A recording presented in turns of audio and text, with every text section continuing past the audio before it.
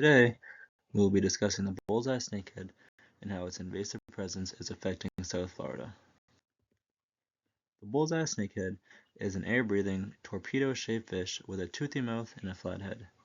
They can grow up to 40 inches and reach up to 15 pounds. Here's a short video I took in May of 2025 of an average-sized bullseye snakehead.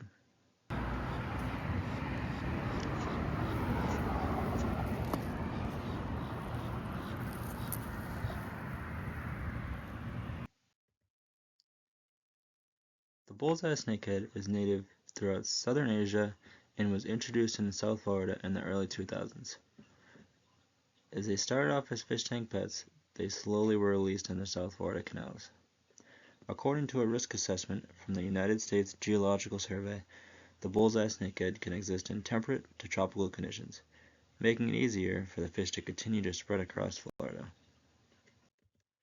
The bullseye snakehead eats pretty much anything that moves. Florida Wildlife Control claims they eat other small fish, crayfish, turtles, toads, lizards, snakes, and insects.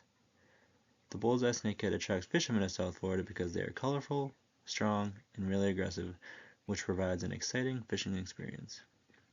Its striking gold-tinted body and distinctive black spot with the orange ring make it very visually appealing.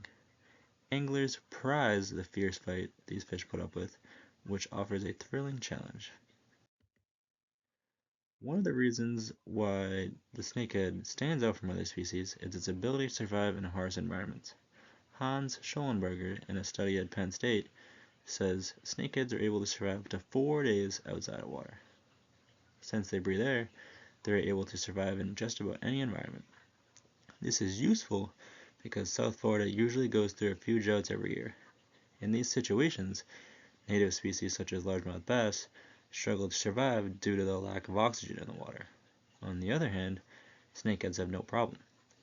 Every year, thousands of fish are found washed up, dead from low oxygen levels, yet not many of the fish are snakeheads. This is an extreme advantage in South Florida ecosystems. An average pair of snakeheads can produce 4,700 ready-to-spawn eggs. They are known to spawn multiple times a year, primarily in the months of May and August due to the warm environment. On top of that, adult snakeheads are seen with their young until they are around 6 inches long, protecting them from any predator that comes their way. Here's a short video of two parent bullseye snakehead protecting their young, in which are about 3 to 4 inches long at the moment.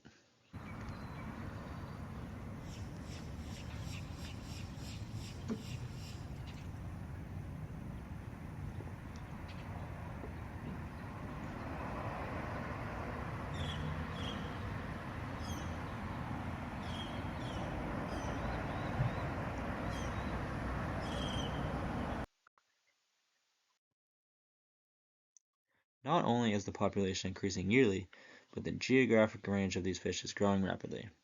As you can see, since the year 2005, the bullseye snakehead population has spread throughout South Florida, 4 times from what it was. This is due to the fact that almost all of South Florida's water is connected by canal systems.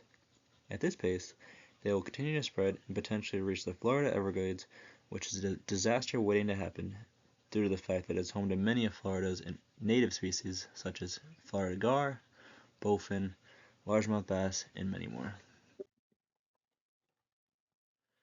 A pond containing bullseye snakehead was recently found in Manatee County on Florida's west coast. As the previous graph showed, bullseye snakehead can spread extremely quickly. Fortunately, the fish are moved very quickly before they could reach nearby bodies of water. If left unchecked, they could have spread widely throughout Florida's west coast, where the conditions are extremely similar to the habitat on the east coast. Snakeheads consume mostly fish in their diet, which is similar to the bass that live in the same waters.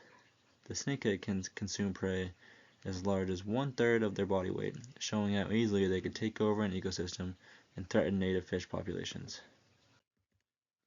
According to the Wetland and Aquatic Research Center, while snakeheads are known to move over land, their ability to feed while doing so emphasizes the fish's potential negative impact on the native species.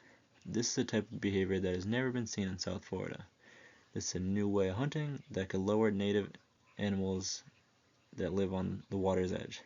It is unlike any aquatic species in South Florida, which gives it a competitive advantage against the native fish.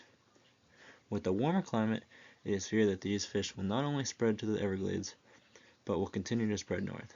We have already seen what the fish is capable of, as it has many unique features, so the sky is the limit.